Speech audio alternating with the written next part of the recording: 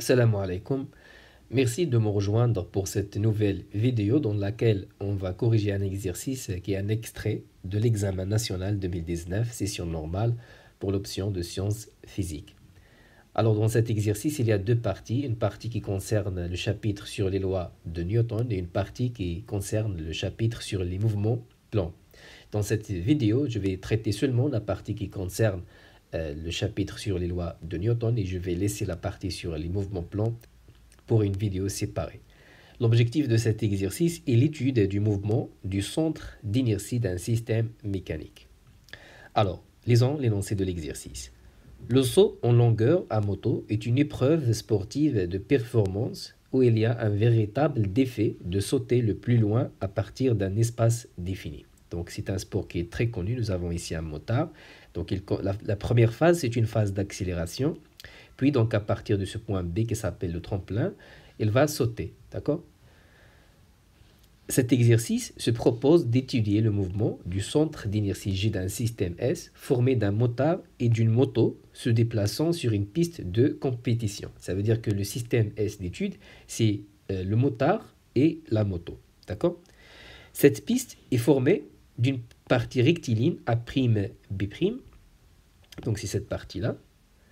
Il est incliné d'un angle β par rapport à l'horizontale et d'un tremplin B'C' circulaire et une troisième partie qui est donc la zone d'atterrissage Pi plane et horizontale. Alors donc la partie du saut, c'est la partie qui concerne le cours sur les mouvements plans, tandis que cette première partie donc, du plan incliné concerne le chapitre sur les lois de Newton et c'est la partie qu'on va considérer. Alors dans tout l'exercice, les frottements sont négligés et l'étude du mouvement du centre d'inertie G est réalisée dans le référentiel terrestre considéré comme galiléen. Nous avons comme donnée l'angle β est égal à 10 degrés, l'intensité de l'apesanteur est prise comme 10 mètres par seconde carré, la masse du système, ça veut dire du motard plus la moto, est 190 kg. Alors la partie qui nous intéresse dans cette vidéo, c'est l'étude du mouvement sur la partie A'B', ça veut dire sur le plan incliné. Alors, à un instant choisi comme origine des dates, t égale à 0, le système S, motard plus moto, s'élance sans vitesse initiale d'une position où le centre d'inertie G est confondu avec le point A. Ça veut dire, à t égale à 0, le centre d'inertie G du motard est confondu avec le point A.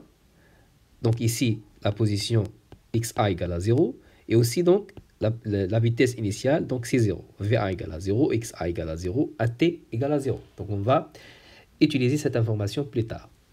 Le système est soumis au cours de son mouvement sur la partie A'B' à la réaction du plan incliné, à son poids et à une force motrice F constante dont la ligne d'action est parallèle à la trajectoire de G et le sens est celui du mouvement. Donc ils ont déjà donné ici donc l'inventaire, ils ont fait l'inventaire des forces pour vous. Nous avons la réaction du plan incliné, le poids et une force motrice bien sûr qui est responsable de mettre en mouvement le système. Et la ligne donc d'action de cette force-là est parallèle à la trajectoire de G et le sens est celui du mouvement. Pour étudier le mouvement de G au cours de cette phase, on choisit un repère d'espace, AI, donc A c'est le centre, l'origine de ce repère-là, et I donc c'est le vecteur unitaire associé à cet axe-là, qui est parallèle à A'B', donc c'est ce que vous voyez ici sur cette figure-là. Alors, donc, et on repère la position de G par son abscisse X. Première question, en appliquant la deuxième loi de Newton, montrer que l'expression de l'accélération du mouvement de G est donnée par cette formule. Alors, on va répondre à cette question-là avant de passer aux autres questions. Pour appliquer la deuxième loi de Newton, on va commencer comme d'habitude par les mêmes étapes. La première étape, c'est le système étudié. Si le système S constitue du motard plus la moto, ensuite on va faire l'inventaire des forces. Alors les forces qui s'exercent sur le système ont été déjà mentionnées dans l'énoncé. Nous avons ici la réaction du plan, le poids et la force motrice. Donc je vais les représenter sur cette figure-là. Nous avons donc le poids, c'est la force exercée par la Terre sur le système. Il est représenté par un vecteur qui se dirige vers le bas et il a donc un point d'application qui est confondu avec le centre d'inertie du système. Nous avons la force motrice, il est représenté par ce vecteur-là. Donc c'est la force responsable de mettre en mouvement le système. Il est représenté par un vecteur qui est parallèle à la trajectoire de G et il suit le mouvement, le sens donc du mouvement de G. Nous avons aussi la réaction du plan incliné. Donc puisque les frottements ils sont négligés dans cet exercice, il est représenté par un vecteur qui est perpendiculaire à l'axe OX et donc il se dirige vers le haut. Alors ensuite, on va appliquer la deuxième loi de Newton. Ça veut dire que la somme vectorielle des forces qui s'exercent sur le système, les forces extérieures, est égale à la masse du système fois son vecteur accélération. Autrement dit, P plus F plus R est égal à M fois AG. Alors, donc ce qu'on cherche ici, c'est cette formule-là. Donc la formule de l'accélération. Vous voyez ici que nous avons l'intensité de la force F. Et donc, pour passer des vecteurs vers les scalaires, on doit projeter cette équation-là, l'équation numéro 1, sur l'axe OX du repère AI. Autrement dit, on cherche donc PX, FX, RX et MAX. Donc, nous avons vu une projection similaire dans l'exercice précédent, l'exercice numéro 6, que vous pouvez consulter. Alors, pour PX, la projection du poids sur l'axe OX, ça nous donne P fois sinus bêta. Je vais vous montrer comment obtenir P sinus bêta. Pour la force F, la force motrice, donc elle est parallèle à l'axe OX et elle a le même sens que l'axe OX. Et donc sa projection sur cet axe-là, ça nous donne plus F. Et pour la réaction du plan incliné, elle est perpendiculaire à l'axe OX, donc sa projection sur cet axe-là est nulle. D'accord? Alors pour le poids, on va utiliser ce triangle-là, d'accord, pour trouver donc sa projection sur l'axe OX. D'accord? Voici le poids. Donc la projection, ça nous donne cette distance-là. C'est Px, d'accord? Alors on sait que la somme des angles d'un triangle, c'est 180. Donc à partir de ceci, on peut dire que cet angle-là, c'est 90 moins bêta. Et par conséquent, cet angle-là, c'est bêta. Donc vous pouvez arrêter la vidéo et faire la somme des angles de ce triangle-là et ce triangle-là. Et vous allez trouver 180 degrés dans les deux cas. Alors, donc, la distance Px ici, il représente le côté opposé de l'angle bêta. Et donc, sinus bêta égale à Px, qui est donc le côté opposé, divisé par la valeur de ce vecteur-là, qui est l'hypoténuse, donc P. Alors, Px, c'est P fois sinus bêta, que vous voyez ici. D'accord? Alors, donc, ensuite, on va isoler AG, donc c'est ce qu'on cherche dans cet exercice-là. Nous avons donc AG est égal, donc tout ce que vous voyez ici, divisé par M. D'accord? Et donc, c'est G sinus bêta divisé par M. D'accord? Donc, c'est la relation qu'ils ont demandé dans l'exercice. Vous voyez, donc c'est AG égal à F sur M plus G sinus bêta. Passons à la deuxième question. Alors, la courbe de la figure 2 représente les variations de la vitesse instantanée du centre d'inertie G en fonction du temps. En exploitant cette courbe, trouvez la valeur de l'accélération AG. Alors, nous avons ici une courbe, une droite donc, qui passe par l'origine de ce repère-là. Et donc, cette courbe, elle représente une fonction linéaire d'équation. Donc, l'équation d'une fonction linéaire, c'est V est égal à K fois T avec K. C'est le coefficient directeur. D'accord?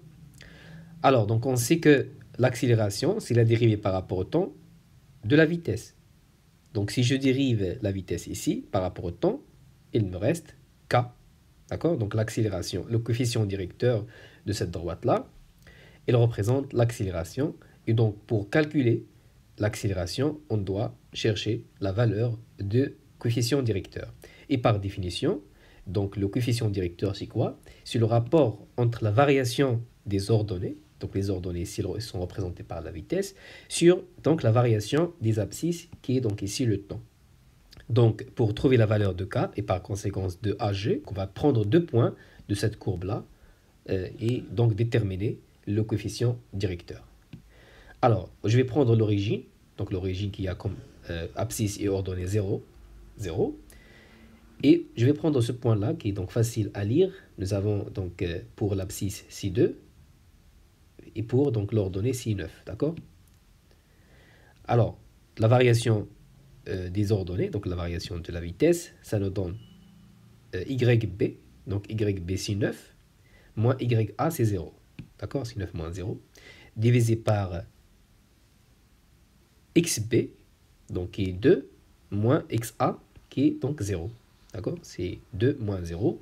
Et on trouve 4,5 mètres par seconde carré pour le coefficient directeur, qui est bien sûr la valeur de l'accélération pour le centre d'inertie du système S. Donc voici la réponse à la deuxième question de cet exercice. Passons à la question suivante, la question numéro 3. Alors, déduire l'intensité F de la force motrice.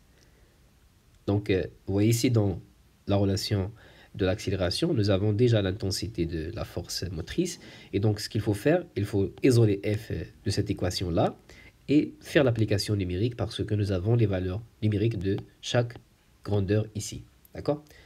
Alors, donc on va commencer par cette équation-là. L'accélération est égale à F sur M plus G sinus bêta. Comme j'ai dit, on va isoler F. Donc, je vais faire déplacer ce terme-là de l'autre côté. Ça va devenir AG moins G sinus bêta. Et puis, donc, je vais multiplier le tout par M.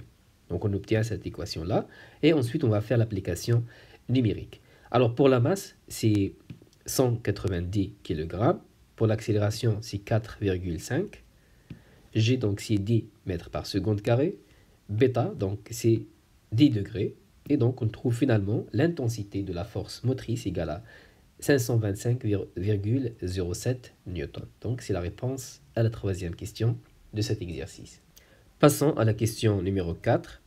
Alors, écrire l'expression numérique de l'équation horaire x égale à f de t du mouvement de G. Alors, remarquez ici qu'on vous demande d'écrire et non pas démontrer ou bien établir. Donc, ça veut dire que les équations horaires, il faut les retenir, d'accord? Et donc, pour écrire directement l'équation horaire du mouvement, il faut savoir le type de mouvement que nous avons, d'accord? Alors, nous avons, on sait que la trajectoire de G, donc le centre d'inertie du système, est rectiligne, et aussi donc nous avons calculé l'accélération, et donc l'accélération c'est une constante. Dans ce cas, on sait que le mouvement de G est rectiligne, uniformément varié. On dit aussi uniformément accéléré. Dans ce cas, on sait donc l'expression de l'équation horaire du mouvement, donc il s'écrit sous cette forme-là. Dans l'équation, on vous demande l'expression numérique, d'accord? Donc il faut déterminer les valeurs numériques de l'accélération V0 et X0. Alors, dans la figure que vous voyez ici, la vitesse, donc à l'origine de ce repère-là, est égale à 0. Et nous avons déjà dit que la position du système est confondue avec le point A, ou bien donc du centre d'inertie du système est confondu avec le point A, qui est l'origine du repère OI, ou bien AI, d'accord? Ça veut dire que la position initiale, x0, est égale à 0, et la vitesse initiale, v0, égale à 0. On peut donc la déduire de la courbe, ou bien de la figure 2. Donc, on peut écrire que d'après la figure 2, v0 égale à 0, x0 égale à 0. Une autre manière de répondre à cette question, il faut dire at égale à 0, le système, ça veut dire on va utiliser les données de l'exercice, le système S s'élance sans vitesse initiale d'une position où le centre d'inertie G est confondu avec le point A, et donc V0 égale à 0 et X0 égale à 0. Donc, on va remplacer dans cette équation-là, nous avons x de t égale à 1 demi fois AG qui est 4,5, t carré, plus 0 fois t, plus 0, et on trouve finalement la valeur de x de t, donc l'équation horaire du mouvement de G est égale à 2,25 fois t carré. Donc voici la réponse à la quatrième question de cet exercice. Passons à la question suivante, la question numéro 5. Sachant que la distance AB est égale à 36 mètres, déterminez l'instant TB de passage de G par le point B. Donc le système, ou bien le motard, donc il descend cette piste inclinée. Lorsqu'il arrive au point B, donc il arrive à ce point-là, à l'instant TB qu'on veut déterminer, avec donc la distance AB est égale à 36 mètres.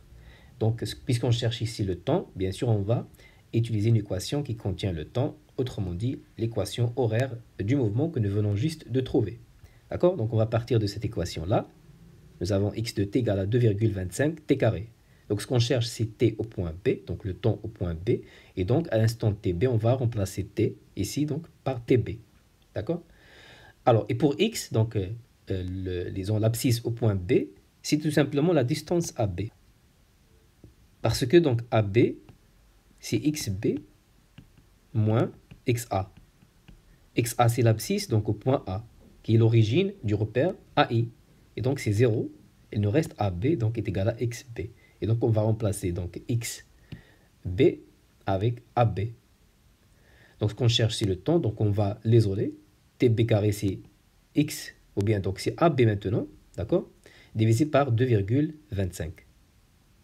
Donc ce qu'on cherche, c'est le temps, donc on va faire entrer la racine carrée pour enlever le carré ici, et on trouve donc TB est égal à la racine carrée de AB sur 2,25.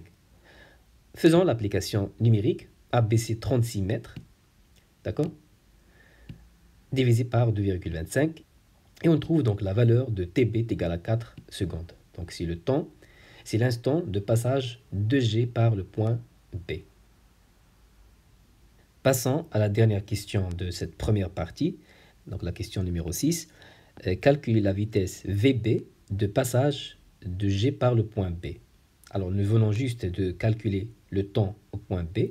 Maintenant, on cherche la vitesse à ce point-là. D'accord? Donc il nous faut une relation entre la vitesse et le temps. D'accord?